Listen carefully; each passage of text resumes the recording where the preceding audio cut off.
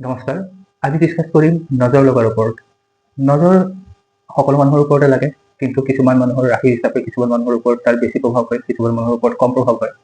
কিন্তু আৰু নজৰ নিজৰ মানুহৰ ওপৰত লাগিব পাৰে, বা আপোনাক যি বেয়া পায় তেওঁৰ নজৰো লাগিব পাৰে।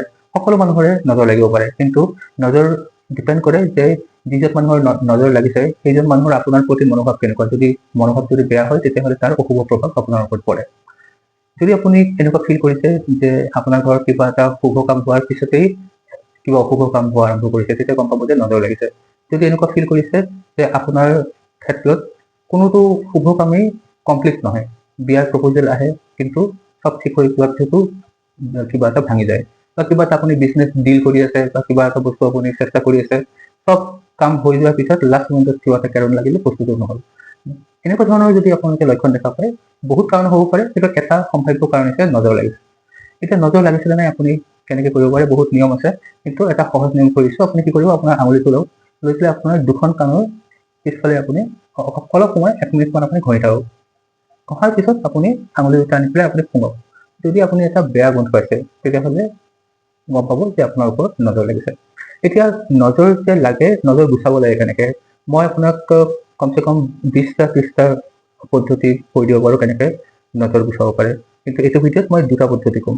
প্ৰথম পদ্ধতি কি, যে এটা কাগজৰ টোপোলাত অকণমান নিমখ লওক, তাৰ ওপৰত অকণমান সৰিয়হ, ক'লা সৰিয়হ বা হালধি সৰিয়হ অলপ লওক, আৰু 2টা পকা জলকীয়া লওক, ৰঙা জলকীয়া, গোটেইখিনি এটা টোপোলা কৰি লওক। এই টোপোলাটো এতিয়া যাৰ নজৰ লাগিছে তাৰ মূৰৰ ওপৰেদি ক্লক ৱাইজ 7 বাৰ আৰু এণ্টি ক্লক ৱাইজ এবাৰ ঘূৰাওক।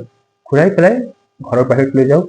টোপোলাটোৰ ভিতৰত 1 টুকুৰা কৰ্পূৰ দিয়ক, দি পেলাই ঘৰৰ বাহিৰত টোপোলাটো জ্বলাই তাৰ ছাই চব ঘৰৰ বাহিৰত পেলাই দিব। নাম্বাৰ 1।